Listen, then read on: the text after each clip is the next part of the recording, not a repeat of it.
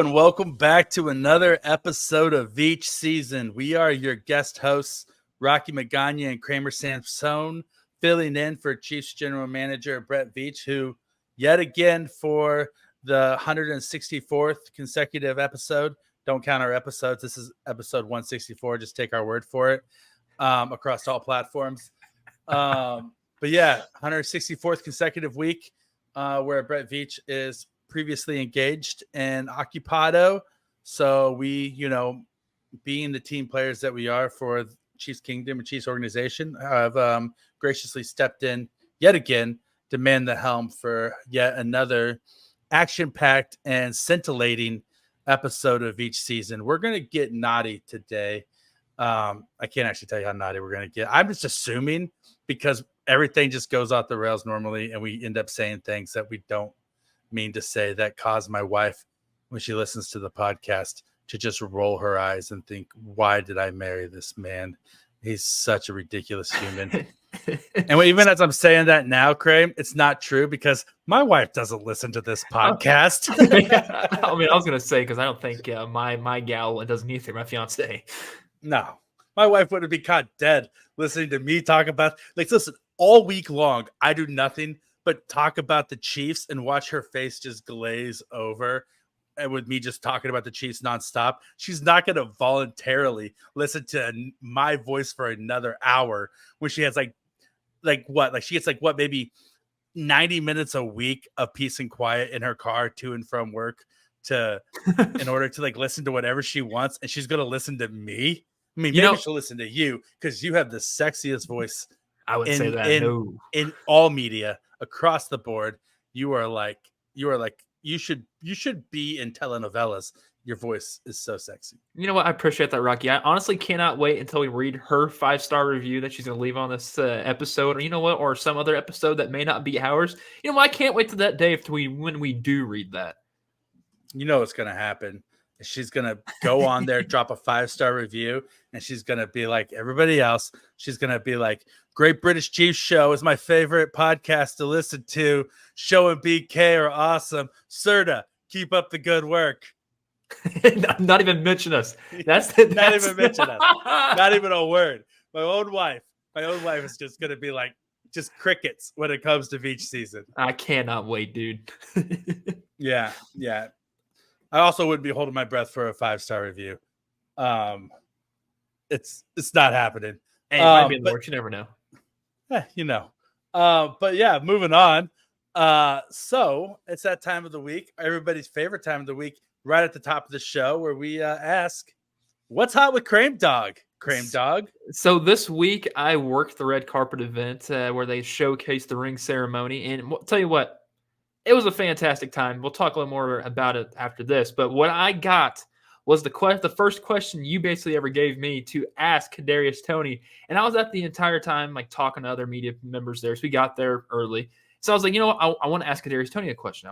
They're like, good luck. It's not going to happen. Well, Rocky, guess what? Kadarius Toney, I talked to him. Buddy, just one question. All right. If you were to collab with anybody right now in the game, who is it going to be? Dirt. Okay. All right. You're the man. Hey, he is the man. Can I ask you one question? Oh, it's going to keep playing again. No. He answered it. I loved it. Asked him one simple question. He answered and he went in there. I was the only person he talked to rather than the lady that he came in with. Listen, Young Joka, a.k.a. Kadarius Toney, knows who's the people's podcast and who's the voice of the people that gets the word out to the actual streets, that put it out there. Yo, Lil Durk, Young Joker wants to collab, bro. You guys could have a hot joint. I mean, I personally want. I'm holding my breath for that T Swift Bad Blood Young Joker remix, to come out. You get Durk in there. That'd be, what? Yeah, get Durk in there too. Young Joker, Durk, Bad Blood remix, T Swift. You can't cut Kendrick out of that, but at the same time, it's true.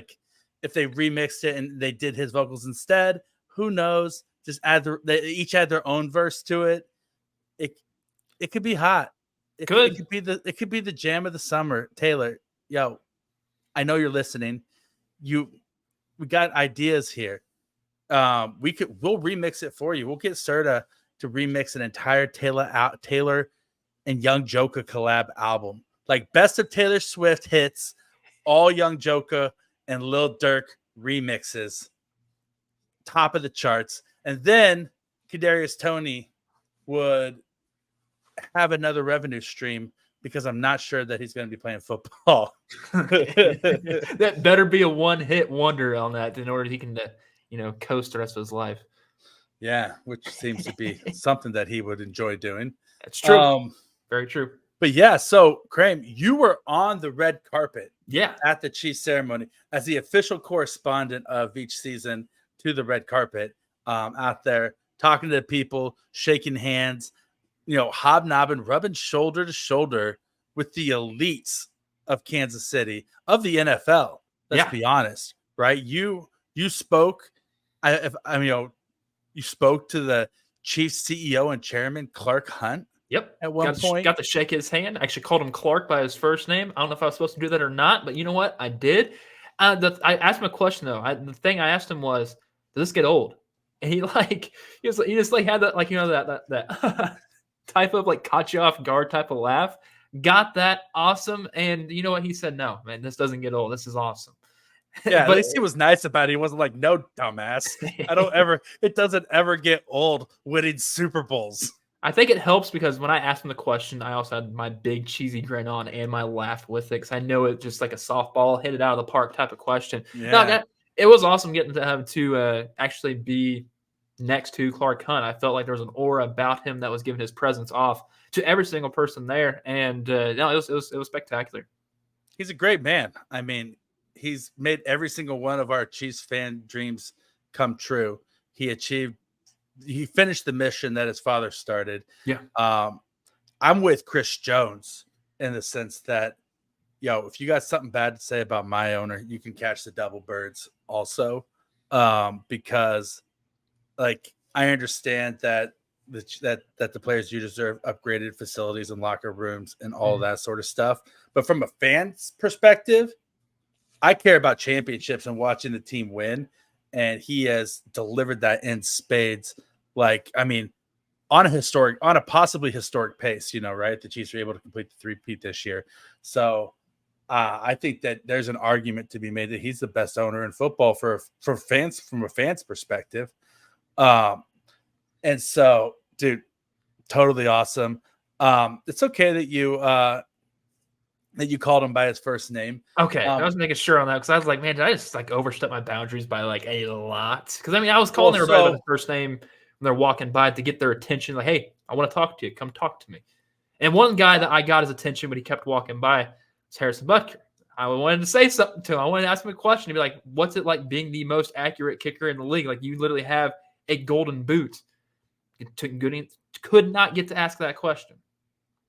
Harrison, we're not trying to out you on the red carpet. The red carpet is for softball questions. Like they put AC Slater, Mario Lopez on the red carpet at events for a reason. Like nobody's out here trying to write an article for the New York Times on the red carpet at the Super Bowl ceremony. Don't try to big time people, Harrison. Like just stop and just add like if Clark Hunt took the time to stop and talk to our official Chiefs Super Bowl ring red carpet correspondent, Kramer Sansone, a guy who has backed you, this offseason, unequivocally, unwaveringly has backed you. The least you could do is stop and at least answer a question or two. Harrison, I'm a special teams guy at heart. The biggest fan of special teams right here. You might be the biggest Harrison Butker fan that was there that day. And he missed out. That's his loss, to be honest, and it's fine. Also, really quick on going back to the first name basis thing. It's so it's a double-edged sword because if you call them by their first name and they say, "My name is Mr. Hunt," right? Then you're like, "Oh, well, I feel like a D-bag." But then if you call him Mr. Hunt, then they're going to be like, "Oh, Mr. Hunt was my father." Yeah. You know what I mean? Right? It's like, what are you going to do there? I used to work at a pretty nice hotel in Kansas City that had multiple celebrities come through on a pretty regular occasion, and I was the concierge and valet there. Nice. And one time Bill Murray showed up unannounced, like didn't have a reservation, just dropped in and wanted a room, right? And so he pulled up on the drive, and I knew him instantly. Obviously, he's Bill freaking Murray, right? Like who's not going to know Bill Murray? And so he pulls up in a car, and he hops out, and he's like, "You guys got any availability tonight?" And I was like, "Yes, sir." And then he's like, "You take care of the car for me? Like, you valet it?" And I was like, 100%. And so then I have to like write down and give him the ticket. And so I look at him, I go, is he staying under an alias? I don't know. Sometimes people did that, right? Right. And so I look at him, I go, "Should I put it under Mr. Murray, sir?" And he looked me dead ass in the eye, and he goes, "Son, that's Dr. Murray to you." And then started laughing, and then he's like, "I'm gonna go get some Jack Stack, and I'll be back later." And then so he was definitely joking. Oh, that's awesome. Yeah, he was totally messing with me. But at the same time, it's like, yeah, like if I would have called him Bill, he probably would have said something else, and I called him Mr. Murray, and he still had something to say, right? So fact, he said, "That's Dr." That's good. Yeah, that is something he would say. He was a cool dude. Nothing but A+ reviews for Bill Murray as a customer. But yeah, so who else did you talk to on the red carpet? So I got to talk to George Karlaftis. Had to ask him the one question that was most important was, what's it like basically working with Tom Ali, helping his game? He is very graceful about it from what the comments he told me. And he's also very excited how the Chiefs' performance was this past year too, because when I asked him, like, "Hey, did it again, man?" He's like, "Oh yeah." So it was good. I talked to Noah Gray, mentioned something about him being he's in the best looking tight ends room, and also with how the ability that they are, he's basically agreed with me. He also laughed off the fact that they are the best looking tight end room, along bringing the addition into Wiley on this team. And yeah, talked to Wanya Morris. He had a nice dapper blue suit on. I had to give him a shout out. Wanted to talk to him too because it's Wanya. You never know. That could be the starting left tackle for this upcoming season. Well, we just got to see. But yeah, no, talked to a handful of guys. Justin Watson was also another one I talked to. Other than that, a lot of guys that kept going past or saying no. And a person I really wanted to talk to is Tommy Townsend. At that point in time, I was out of the line because I had to help another guy had to come, and we tagged off. So I also worked with Foolish Club Media and also my day job. And I want to talk to Tommy Townsend because he was there. I was shocked at the fact that he made the trip in, even though he's a Miami Dolphin now, I believe. He's had the guy who interviewed him said, "Hey, what's it like to have a rocket strapped to his leg?" He said, "It's dangerous at times." Dangerous. Listen, I can't control this rocket all the times. They don't call me Rocket Townsend for nothing. Just firing off at the hip, and every time there's a stiff wind that blows across my way, And wow, dude. Andy Reid walked past me. Like literally every single person that walked past me. I saw Travis Kelce skip the red carpet line and went around it, like towards the backs of the media. So I don't think he actually wanted to actually talk to people, which, I mean, if you're Travis Kelce, it's all going to be about Taylor Swift the entire time. I wasn't going to ask him a Taylor Swift question because I didn't think I was even going to get a chance to even talk to the guy, but he was on the red carpet going to go walk down it while my turn was out there. So I was like, ooh, I get to talk to Travis. No, I didn't get to talk to Travis. Dang. Well, I mean, yeah, of course he's going to big time. He's allowed to big time. He is big time. Yeah, he is the big time. He is the big time. Him and Mahomes are the big time. If anybody's going to skip the red carpet, it's going to be those two. And Chris Jones walked down that, talked to literally every single media outlet who wanted to talk to him.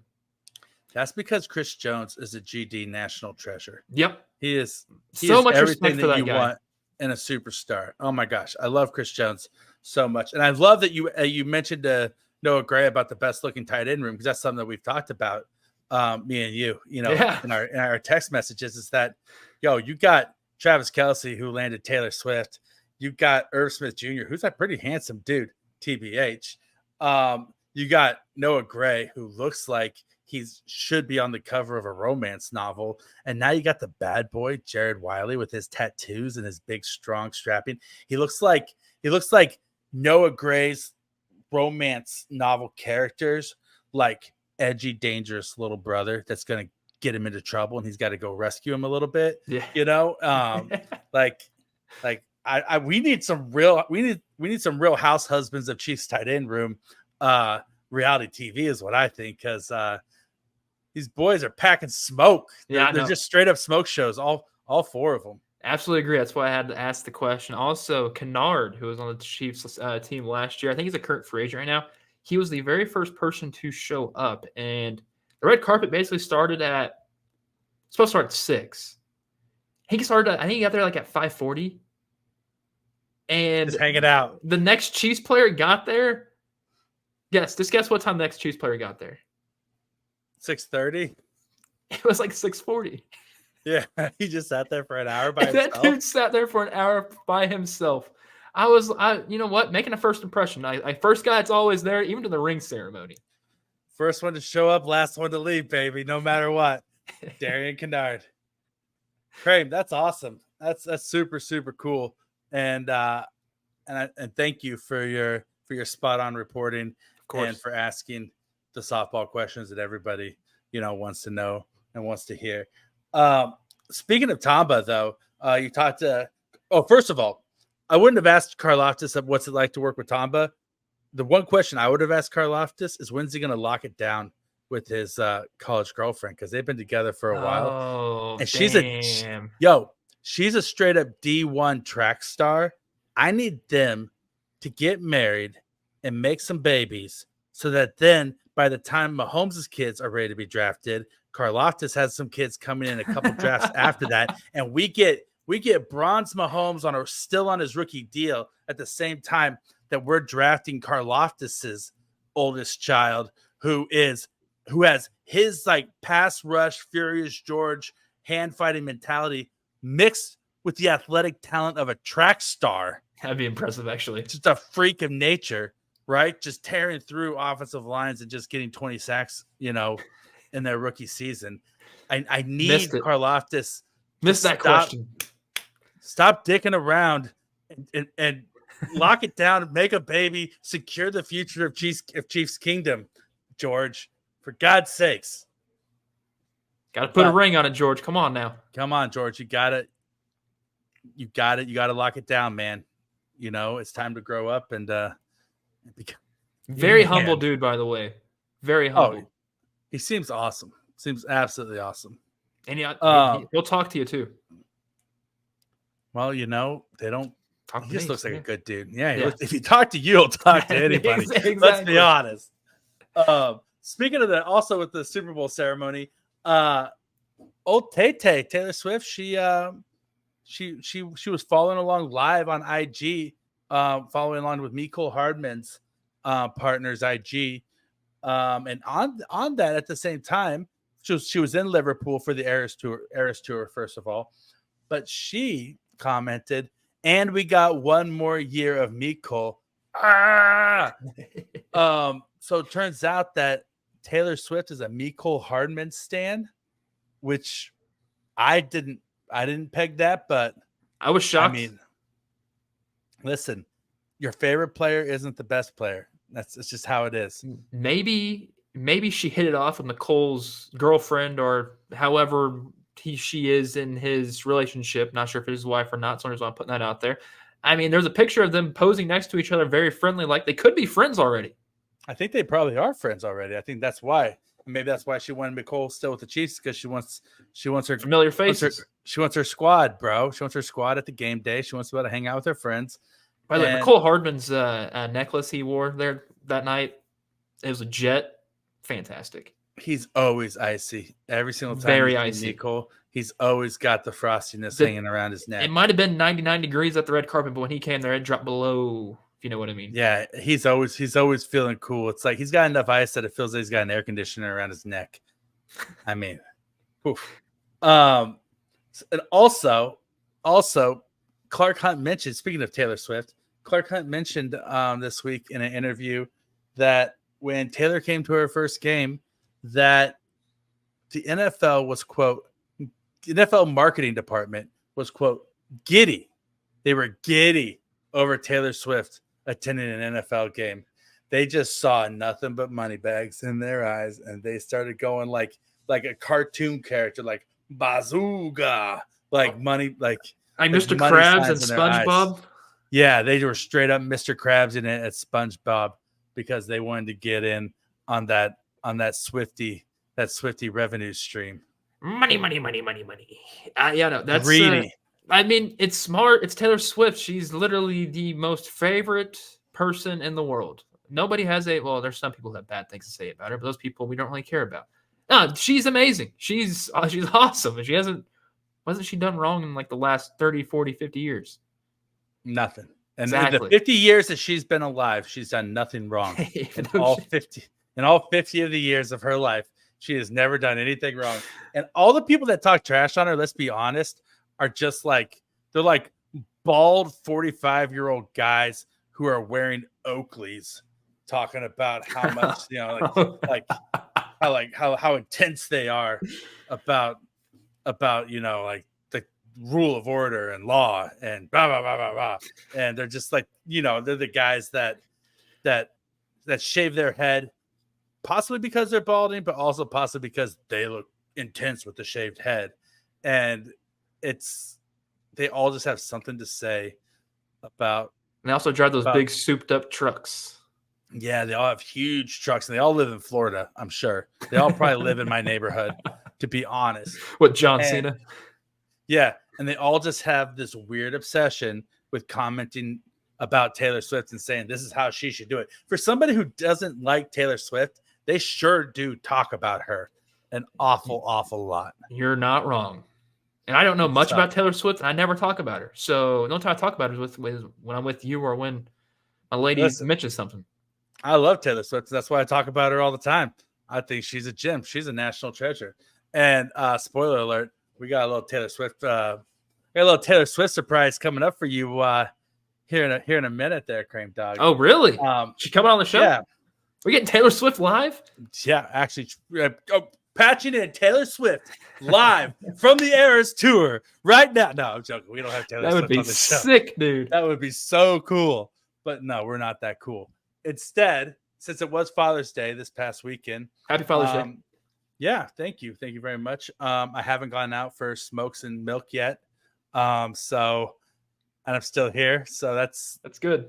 Winning the game right now, right? My wife said, thanks for still being here. That's what she told me. No, I love my family. I love my kids. And we started this year with Mother's Day and now continued with Father's Day, where we let my 3-year-old pick out the Mother's Day and Father's Day gifts, whatever he wanted to buy, right? And so my wife got a smattering of items. And so then I got, in due turn, my gifts this year. And so for Father's Day, my big gift, I got a radio-controlled Bumblebee from my son. It's like a radio-controlled car that's also a Bumblebee. I got a hat that says Bad Hair Day, and it's black and made out of denim. Sick, dude. Which I've been rocking. Not wearing it right now, but I've been rocking it pretty much nonstop since then. And then he also got me this lovely little book, Kramer. 96 facts about Taylor Swift. No way. Yeah, 96. He knows you so well. He must listen to the show. He must. He's a big fan. He's all the 5-star reviews are my 3-year-old. This is kids. Like if you go on YouTube Kids, you're gonna find this damn show on YouTube Kids. Just right there next to Miss Rachel and Gabby's Dollhouse and every other kids show that's on there. But let me read you about this book, because this isn't just a facts book. This is a multifaceted piece of literature. Okay. It reads on the back cover, think you know Taylor Swift? Put your T-Swift knowledge to the test with lots of fun quizzes and questions, and write down all your thoughts in this ultimate journal and fact book for fans of Taylor Swift. This isn't just a fact book. It's a journal. My son was concerned with me having a place to put down my truths and to store my secret truths and really express myself. And I just felt so seen by him with this gift. And that being said, though, I have dog-eared a couple of pages here. The first is a Taylor Swift quote, which I'd like to read to you. Okay. It's Taylor Swift on being fearless. I guess to me, Fearless doesn't mean you're completely unafraid, and it doesn't mean that you're bulletproof. It means that you have a lot of fears, but you jump anyway. Words of wisdom right there. Yeah. Being brave doesn't mean you don't feel fear. Being brave is being scared and doing it anyway. It's good. It's really good. Dropping truth bombs here. And also, I dog-eared another little thing here for you, Kramer. Oh, this boy. is for you. This is just for you. Oh, boy. And this basically, you're going to have to tell your girl that this is going on. And I bet you she would do better at this than you. But this is I'm going to give you a Taylor Swift pop quiz. Okay. Right now. And we're going to see how you do. How many questions are there? Only 5. It's just a quick 5-question quiz about T Swift. Let's do this. It's called Quick Quiz. Taylor Finds Fame. You ready? Okay. Yes. When Taylor performed at the Bluebird Cafe that fateful night in 2005, which musical instrument did she play? The guitar. Okay. The tuba. Oh, no, the xylophone. Or the cowbell. You know what? It would have been badass if she would have done the cowbell, because you always need more cowbell, but clearly the guitar. Let's see here. Pages to it. It was the guitar. Okay, yeah, there correct. we go, baby. All right, it was not. It was not the xylophone. So there you go. You got 1 point right there. All right. All right. Question 2. How long did it take Taylor Swift and Liz Rose to write the hit song Tim McGraw? 2 hours, 6 hours, 3 hours, 15 minutes, or she's still writing it today? No, it came out. I think it came out already. I'm going to say 15 minutes. Tim McGraw is a very moving guy. It was 15 minutes. Oh, she was so moved by Tim McGraw that she wrote the song Tim McGraw in 15 minutes. All right, number 3. You're 2 for 2 right now. Are you sure you're not a Swiftie? I'm very shocked, actually. Yo, you better be peacocking like a mofo around your apartment if you go 5 for 5. Okay, all right. Just telling your lady, like, hey, you think you're the Taylor Swift fan? I'm the Taylor Swift. I got 5 out of 5 on my Taylor quiz. So here we go. I only got 2 there, though. All right, let's get 3. Pressure's mounting. Yep, you're 40% of the way there. The song "Stay Beautiful" from Taylor's debut album is about a girl who has a crush on a boy who moves away before she can tell him how she feels about him. What is that boy's name? Oh, boy. Raphael, Leonardo, Corey, Michelangelo, oh man, Rocky Magaña, Kramer Sansone, Travis Kelce. Oh boy, it's not. It has to be Corey. Does it? Does it have to be Corey? I think it has. I don't think she went on a date with the Ninja Turtles. But if she had, which Ninja Turtle would she have gone on a date with? Is the real question. I think Donnie, because isn't Donnie smart? Yeah, Donnie's the brainiac. Yeah, but Raph is a bad boy. That's true, and Trav's kind of a bad boy. But I just put the 2 and 2 together. That those are the names of the team, the Turtles.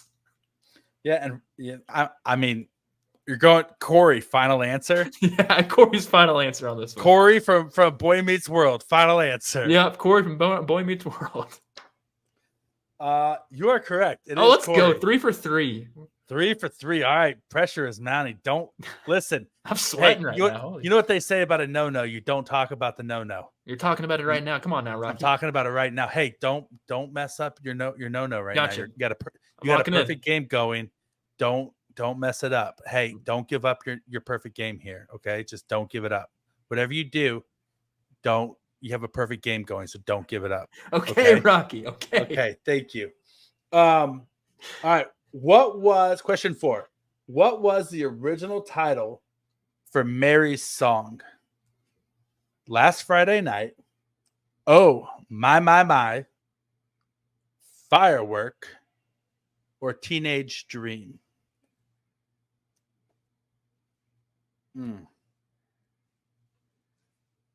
Do you need to hear those again? I just wanted Teenage Dream. And he gives up a single up the middle. It was Oh, not Teenage no. Dream. Oh, no. The correct answer is B. Oh, my. Oh, no. Okay, all right. Yep. All right. 4 innings pitched, 1 earned run 3 for 4. right now. Man. All right, 3 for 4. All right, last question. Let's see if you can finish strong here and at least get a 4 out of 5. All right. Taylor Swift fans are called the Bay Hive, Beliebers, Swifties, Little Monsters, or the Proud Boys. The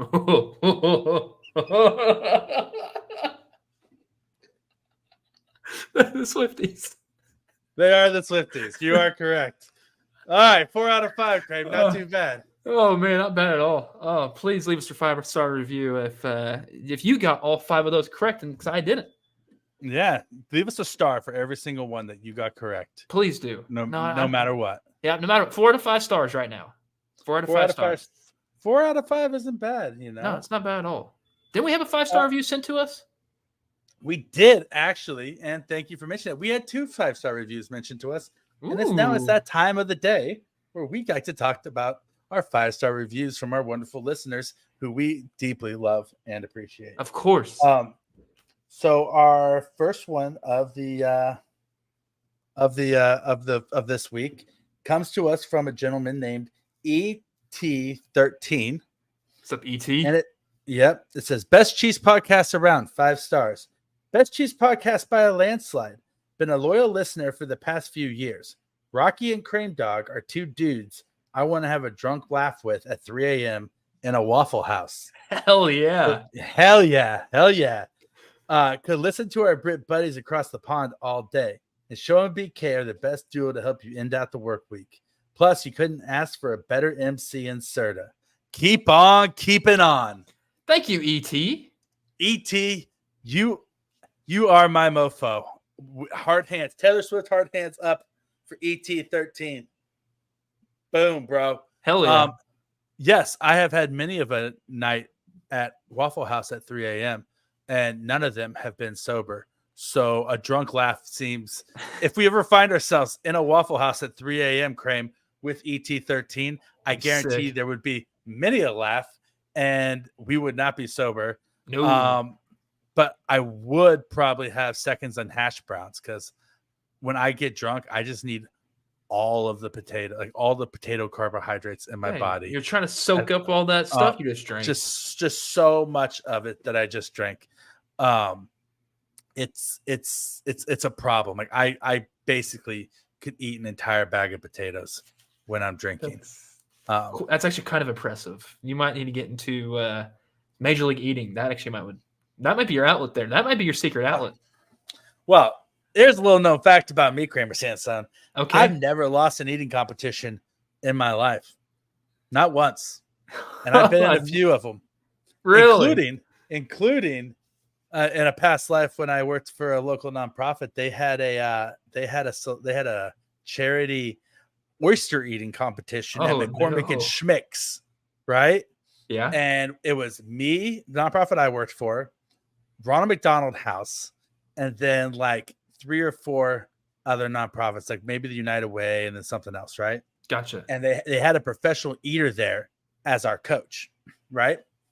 And so while we're like prepping for it, he's like, here's my advice to you is when you have to drink some kind of liquid while you're eating. He goes, drink something that tastes completely opposite to what you're eating because your mouth is going to get tired of the flavor of the thing that you're eating. And you want something that's going to cut through that flavor.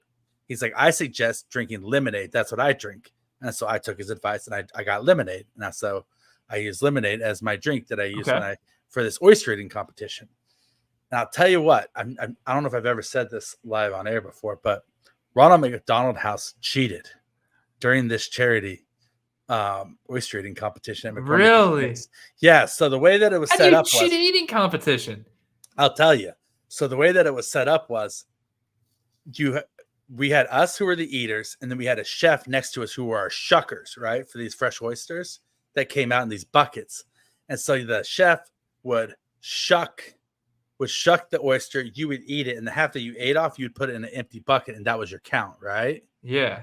The Ronald McDonald House guy had his girlfriend over there with him, and every time they shucked an oyster, she would take the top of it that was shucked off and put it in the bucket also for them. And so they were getting 2 oysters for every one that the guy ate. Right? And oh my goodness. Ask me who won, Kramer. Ronald McDonald's House. No. I still beat him. I still beat him by 8 oysters. I ate 110 oysters in whatever that time. There was like 3 rounds, right? It was like 5 minutes, 3 minutes, and like 2 minutes. I ate 110 oysters. Holy cow, Rocky. Oh my gosh. And afterwards, this guy who was the coach, who was a professional eater, came over and he goes, "Hey man, you got some serious skill. You ever thought about going pro?" And I was like, no, not once in my life. And so then I proceeded to go home. This is before I was married. This is years ago. I proceeded to go home and watch Game of Thrones and eat popcorn with my roommates. And then it was like, I kid you not, I felt like I had drank a gallon of ocean water in my stomach. No. And it was like a tsunami. You know, yeah. I don't want to get too graphic, but imagine a tsunami in the bathroom, and that's what it was like. And I have not had another oyster since that day. Probably a smart move. Probably a smart move. I just don't feel the need to consume them anymore. But I did it for charity because, for the kids. I did it for the kids, Kramer. And I did it, and I mostly did, if I'm being honest, because I'm a competitive prick, and I wasn't going to I saw the Ronald McDonald House was cheating, and I wasn't going to let them beat me. I wasn't going to let those cheating bastards at the Ronald McDonald House beat me. Oh man, Rocky, we need to get you back into competitive eating. There's a new crown to be given at Nathan's hot dog eating contest this upcoming year. I tell you what, I got when I was in high school. They had one at my church. Yeah, I won that one too. I've never lost an eating competition, bruh. Rocky, you need to go on the 4th of July to Nathan's, the hot dog eating competition, and be the new yellow belt champion. I would, Kramer, except for I would like to not die of a heart attack. Okay. And I'd like to be alive to see my children grow up. Okay. Oh, you're the good. I think, you know what? Respect that decision. At some point in your life, it's not about you anymore, Kramer. You gotta put your own dreams aside and focus on the futures of your children. You still got it in you, Rocky. I could have. It's like that old Marlon Brando movie, On the Waterfront. I could have been a contender. I could have been somebody instead of a bum, which is what I am. Let's face it. But thank you for that 5-star review out there. That came from that. Thanks for that 5-star review. Like, this is like, you might not actually want to hang out with us at 3 a.m. at Waffle House anymore, because that's what you'll get. Exactly what it would be like. This is what it would be. This is us drunk at 3 a.m. at Waffle House. And our other 5-star review we got this week didn't actually mention us. Shocking. It must have been written by my wife. My wife's name on here is apparently the Meat Leg, because that's who wrote this review. Sounds like a name my wife would choose, the Meat Leg. Yeah. Are you suggesting that footballs is the title of it? 5 stars. Great to see the Great British Chiefs Show has found a new home. My favorite potty mouth super fans turned pro podcasters could not be kept away from the mic. Cheers, and keep the good times coming from the other side of the world. I'm gonna think that maybe he just forgot to put some punctuation into here. And it's supposed to read, "Great to see that the Great British Chiefs Show has found a new home." End of that statement, right? Yeah. Like, period. End of that statement. And then my favorite potty mouth super fans turned podcasters could not be kept away from the mic. And then he just forgot to put, "That's why I love Veach season." So, oh, gotcha. Right. And that we're the potty mouth podcasters that he couldn't be kept away from the mic. At some point in time, we need to do a show with the British Chiefs Show. I messaged Brad. I will stay up late. And early. so they're going to start recording again here in a couple of weeks. They're coming back from their summer sabbatical. And yeah, I know I said that I invited them on the show. We're going to have them on the show and they're going to be guests, and we're going to have a Great British Chiefs Show Veach season crossover. And we got to find a way to do like a drinking game on it, or some sort of like trivia contest, or do like an around the horn sort of setup. Like, I don't know. We should just get weird and crazy with it to give the people like, what they deserve. If we're going to do this, let's do it, damn it. Let's get Serta in on it too, to be our moderator. It could be a debate. Yeah, it should be a debate, and Serta's the moderator. Veach season versus the Great British Chiefs Show. Ooh, okay. Now we're cooking with gas here. Yep. All right. Oh, yeah. Leave a 5-star review and give us some debate topics that you want to see us debate the Great British Chiefs Show over. Because let's face it, they're British. They're gonna lose. The British are second good to America at everything. I know I just said second good, but I'm a great debater. Yep. You're gonna bring it. I'm gonna bring it. I'll bring the heat. Hey, if it's for my country, guys, we're in Olympic year, right? This is like there's Summer Olympics coming up. This is for the United States of America. Damn it. I'm not gonna lose it for my country. I'm gonna bring the gold home for the Stars and Stripes if we do this. Yes. No, we will. 1,000%. No, we will be locked in. No holds bar. I will hit below the belt. I will take cheap shots across the bow. I mean, I will talk about their monarchy. Yeah.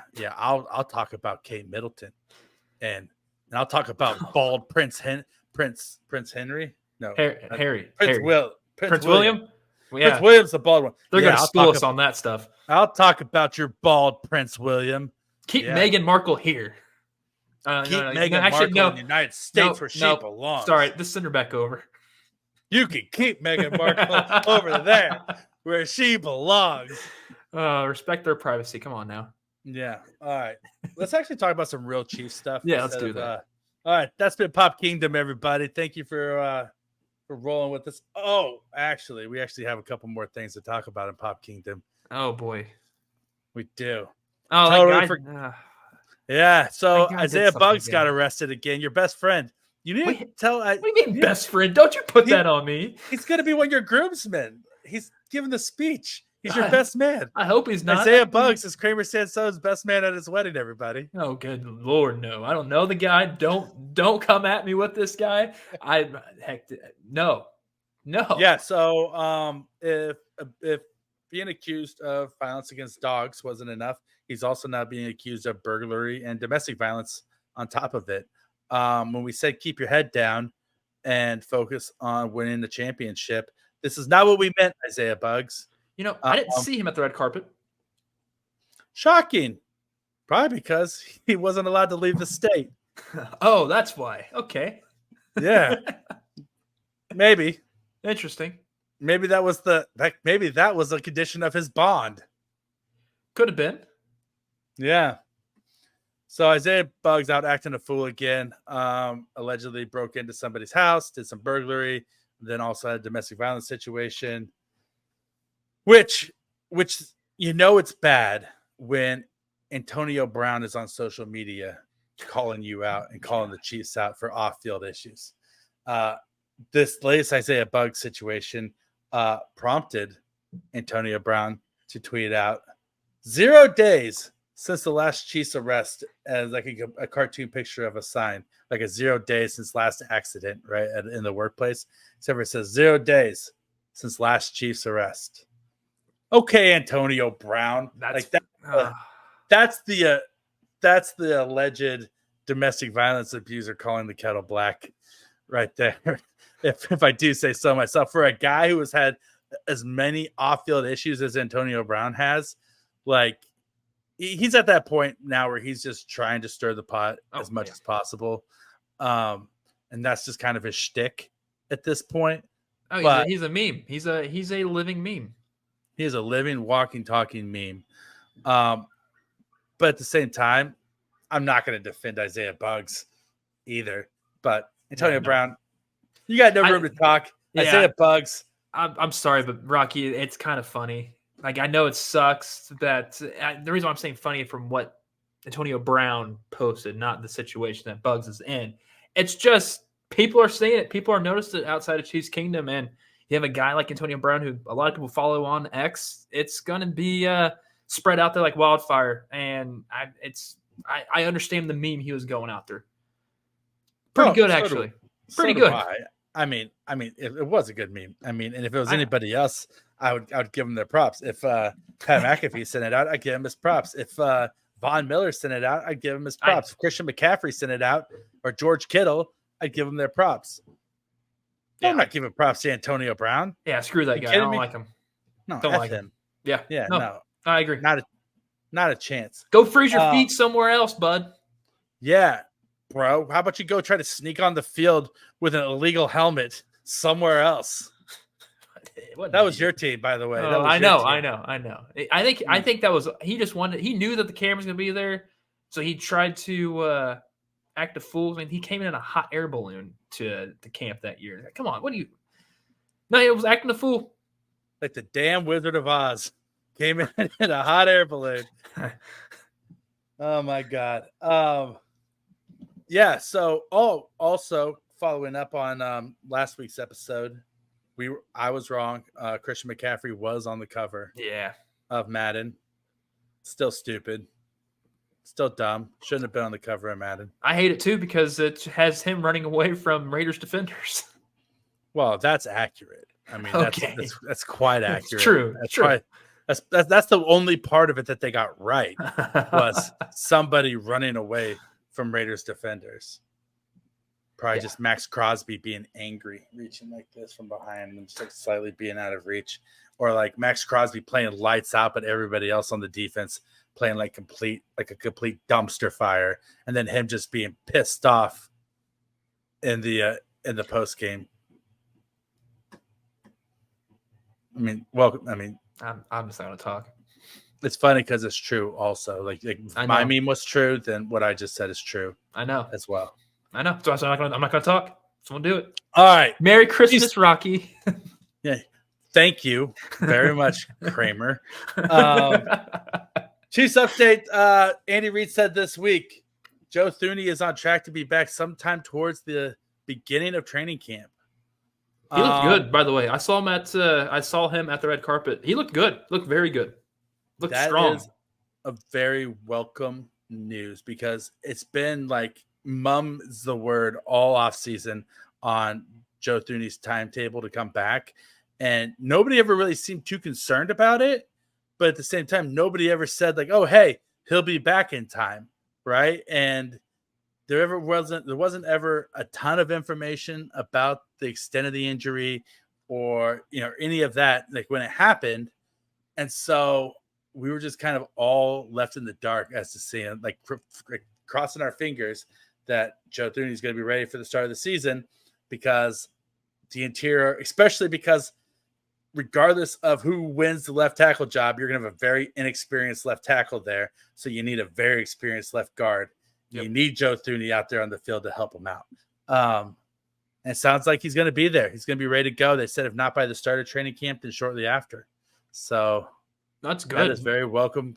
Great news. I am so excited. That is probably the best possible news I could have heard this week. And also you mentioned the fact that the left tackles, it's going to be very young there. That's going to be a huge help for them as well to basically be next to one of the best in the trenches next to them. It's going to elevate them even more.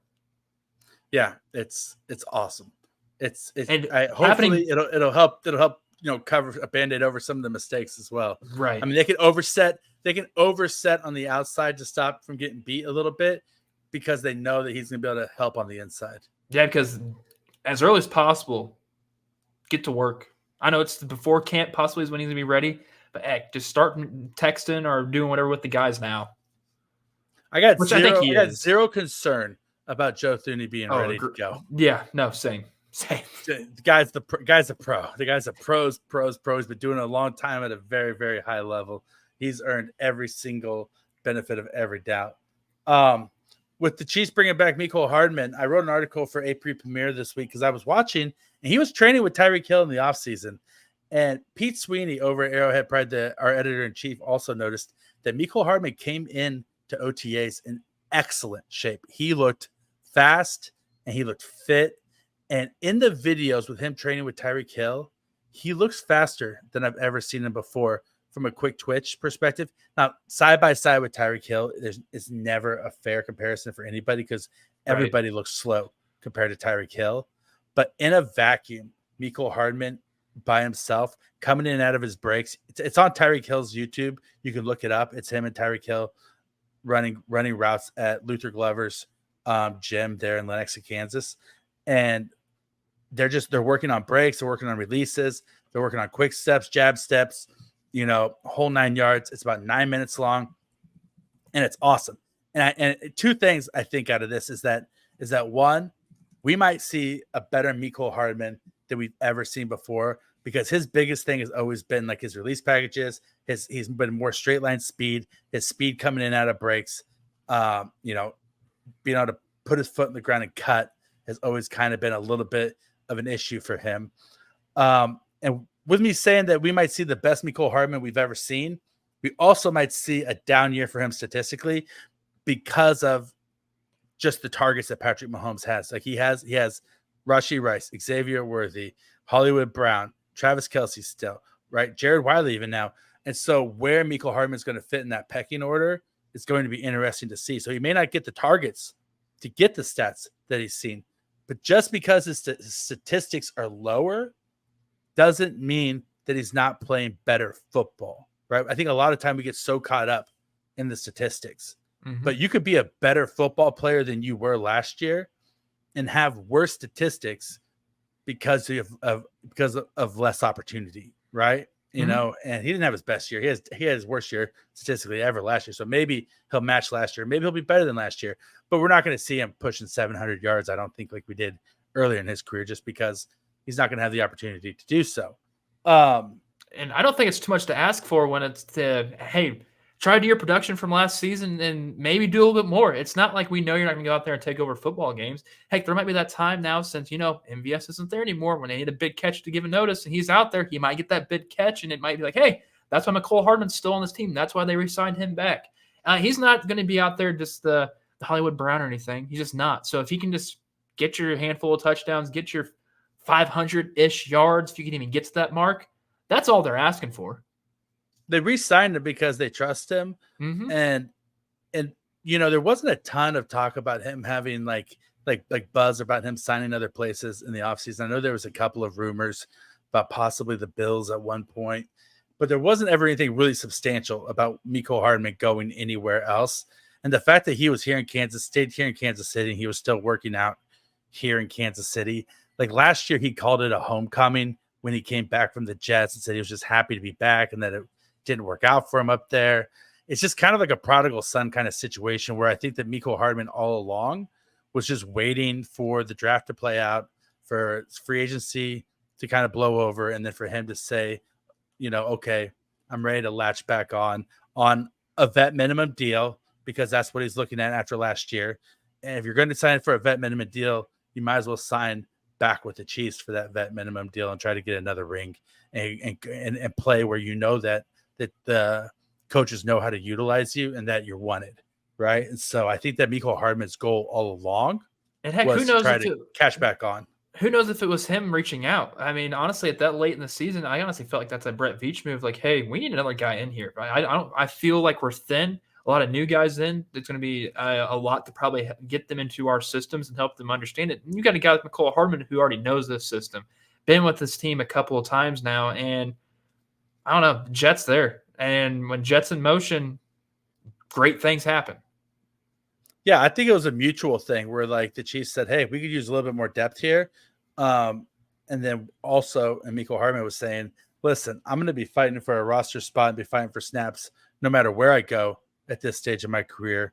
So why would I go anywhere else? Right. Right.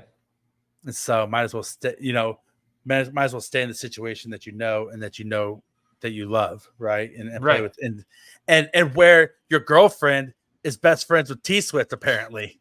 Yeah. Right. Like that's a selling point right there. Like you want to keep your lady happy at home, keep her in the place where she gets to hang out with T Swift. You know what? Good for me, Cole. Glad he's back. Hopefully he does good. I wish nothing but the best for him because around that time when they drafted him, it was because they needed that Tyreek Hill replacement. They didn't know what the repercussions was going to be when Tyreek Hill was in that incident here in Kansas City. So I'm glad he's back on this team. Yeah, I mean, just Sky's the limit. go out there and slay, King. Go for it, go bro. slay. Slay Go King, slay. yes. Slay King, yeah. Okay, honey. Speaking of Chiefs wide receivers who are fast, the question I have for you is the Chiefs signed Hollywood Brown on a 1-year deal. Him and Patrick Mahomes seem to be hitting it off like gangbusters. Yeah. Andy Reid said that he's always teasing Patrick Mahomes to push the ball down the field to Hollywood Brown, right? And eventually, this will also be Xavier Worthy once he gets healthy. And the question I have is, Hollywood Brown's here on a 1-year deal, very reasonable contract. Should the Chiefs try to extend Hollywood Brown right now? And if you're Hollywood Brown, would you accept an extension or would you bet on yourself, try to play the season out, and then cash in free agency? If I'm Hollywood, I'm betting on myself at this point because I feel like they're going to lowball him no matter what. They're going to take a look at what he's done previously, but it's not a what have you done for me lately type of league. It's what you're going to do for me in the upcomingness. And, I mean, he's got all the talent in the world, and he's going to want top dollar. Heck, we're seeing what top dollar is on minimum quarterbacks it is in the NFL. We already see that with mid-tier type wide receivers too. So it's going to be a lot of money he's going to be asking for, and it's whether or not can the Chiefs afford that. Also, how long are we thinking here? Is this going to be a 3-year, a 4-year deal? Because from how tax comes, it's going to be coming quick. Whether or not it's already coming right now, if you're the Kansas City Chiefs, all that tax that you have accumulated to already players on this team, it's going to be iffy. So I highly doubt a contract extension starts at the beginning of the season, midpoint of the season, or even after the season. This is going to be it. I wouldn't expect Hollywood Brown to be on this team at the end of this year. Yeah, it's iffy. If I'm a betting man, I'm saying probably not. I think the only way the Chiefs extend him is if they think they can get him on a bit of a discount because they don't want to. That won't happen. They don't want to wade into wide receiver free agency in the current environment that it is, with Justin Jefferson getting stupid money and every wide receiver out there looking to top it, right? Now, obviously, Hollywood Brown isn't going to top Justin Jefferson money, but it's going to inflate his contract regardless, right? But if he ends up having a spectacular 20 touchdown season, you can't tell me a team isn't going to hand out that Justin Jefferson touchdown or that money to him. They will. All the touchdowns he puts up. Which is why I would say that there is a small possibility that the Chiefs may approach him to try to extend him before the season to try to get out ahead of that before he scores those touchdowns. There's only one Patrick Mahomes in the NFL, and we have him. Do you really want to go somewhere else? That's up to you. Here's our offer. If I'm Hollywood Brown, I'm pulling a Juju Smith-Schuster, and I'm saying I'll get my ring, and then I'm going to chase the bag. But I mean, it's an interesting topic of conversation, an interesting thing to noodle on and to think about because there are pros and cons to both sides of it. Like you could see where Hollywood Brown might think, listen, I've been in some bad situations and I'm in a really good situation. And if the Chiefs are going to give me something that's reasonable and 80% of what I could get on the open market, maybe 80% of what I could get on the open market with Patrick Mahomes is actually better than me signing a 4-year deal with a team with a bad quarterback and I get 2 years into it and then I get cut, right? Because I don't see out the life of that contract, right? So you got to think about that as well. I don't know. I think that he probably bets on himself and then hits free agency next year, if I had to guess. Another guy who's betting on himself is Brandon Ayuk. He posted to TikTok this past week. He was talking to Jaden Daniels, and he said that that the San Francisco 49ers don't want him anymore. They said they're not bringing him back. And I saw something on X today that, the Browns could trade Amari Cooper straight across for Brandon Ayuk, which I'm like, okay, that's not going to happen. But there's a lot of rumors going on of people wanting Brandon Ayuk, and he's going to be a hot topic and a hot name. And if, like you said, the 49ers don't want him, that's ridiculous. He helped you go to the Super Bowl last year. I don't know if it's that they don't want him. It's that can they afford him after paying everybody? CMC. And they still owe Debo money, a boatload of money. And Brock Purdy's contract is looming around the corner after this season. And so Yeah. the question is, if he is on the move, should the Chiefs pick up the phone and call the 49ers and try to work something out to trade for Brandon Ayuk? He's got 1 year left on his deal, but it looks like he's not going to play. He's refusing to play on it, and he wants a new deal regardless of where he goes. There's no reason for the Chiefs to, unless you're trading Hollywood Brown to, there's no reason for this. Of course, there's a reason for it. No, there is not a reason. Like that. Like you have an all-pro level wide receiver that you'd be adding to your team. So you want to pay him because he's going to want a bag. Rocky, he is not cheap, and he wants more. If he's going to go to a team, of course, I don't want to pay him. Do I think the Chiefs are going to do this? No. Brett, you're listening. Don't go for the deal. Just don't. Do I want him? Do I want a player of his caliber on this Chiefs team? You already do. Yeah.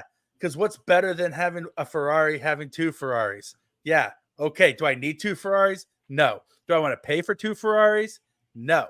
But if there's a possibility of me having two Ferraris, like somebody's like, hey, I got this extra Ferrari hanging around. You want it? I'm like, fuck yeah, I want two Ferraris. I'll take two Ferraris any day.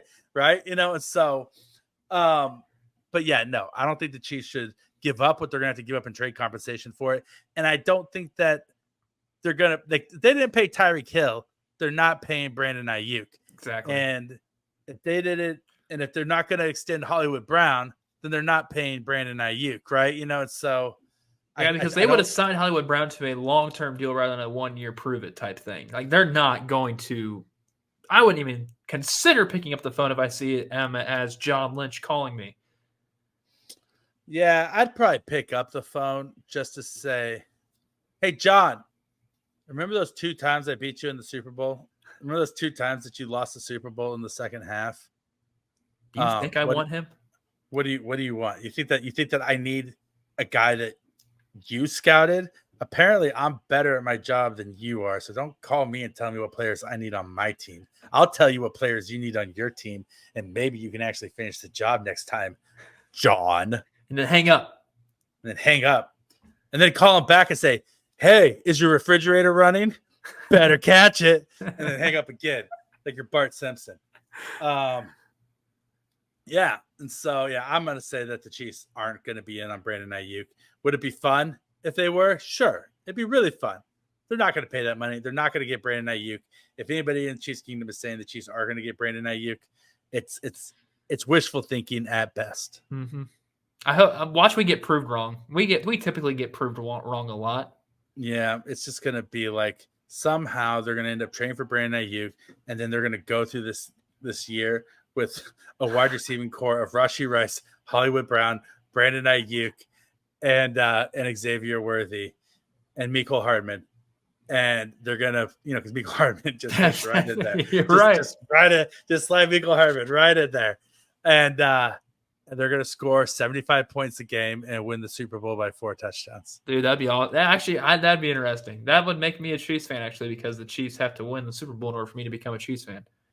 Yeah, and then you would be a Chiefs fan, right? Just go full. If you're gonna sell out and go all in, just go full like nuclear, like winter. Just go all. Just everything you can get for this year, and just build it all like there is no tomorrow, and just do it. All right, just do it, Brett. Yeah, do it, Brett. Just go ahead and do it, Brett. When we get Brett when Brett finally gets on the show, and hosts this show, we'll ask him. We'll ask him what his plan is. What his 5-point plan is to get to make this happen. Last thing this week is that training camp schedule has been announced. That there won't be another Chiefs media day until training camp, and the players start reporting on the week of July 15th. So we got about a month here, kind of like a bit of a lull. With no new sound bites coming out from the team facilities, from the players and coaches. There'll still be players and coaches doing interviews around the league, and so they'll still be, they'll be popping up on shows from time to time. There's gonna be a lot of social media clips being put out. A lot of social media clips, a lot of like social media accounts putting out things like, do you realize that over the last 3 seasons, Dak Prescott and Patrick Mahomes have very similar stats? Gives you something to think about. Or 5 reasons why these are the 10 best somethings at something, right? Or it's just going to be a lot of really bad sports coverage over the next month from everybody it's gonna be except for terrible. Veach season. Exactly. Except for us. Why? Because we take no days off, and even if we're covering crap, we try to make it funny crap or good crap. We try to take the crap and we shine it up and try to turn it into a diamond for you. Try to give you guys a big crap diamond. You know, if you polish a turd, it's still a turd. Come on now. But it's a shiny turd. Exactly. And so if we're in the month of turds, we promise to give you shiny turds. That being said, Beach season, baby. Beach season. That's all we got for today. Thank you very much for rocking with us. I hope that we've earned the privilege of your time as always. Leave us a 5-star review and tell us why you like us or tell us why you hate us. Either way, all feedback is a gift. Just dads out there, keep doing your thing. You guys are awesome. You gotta be proud of the work you're putting in on developing your little humans and your kids and raising them up right. And we salute you for showing up every single day and never taking a day off with your kids. And so that being said, be good to each other, love each other, and we'll talk to you guys soon.